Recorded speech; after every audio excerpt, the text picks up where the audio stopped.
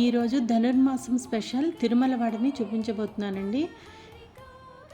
ఆ స్వామికి ఎంతో ప్రీతికరమైన ఈ వడని ఈ ధనుర్మాసంలో మనం చేసుకుని స్వామికి నివేదిస్తే చాలా మంచిది. దీనికోసం ఒక కప్పు మినువులని ఇలా తొక్కతోటే నానబెట్టుకొని ఒక 4 hours దాన్ని ఇలాగా మిక్సీ చేసుకోవాలి.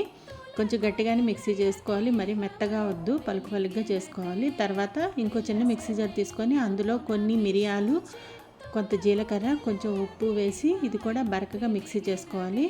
తర్వాత ఈ మిశ్రమాన్ని ఇందులో కలుపుకోవాలి.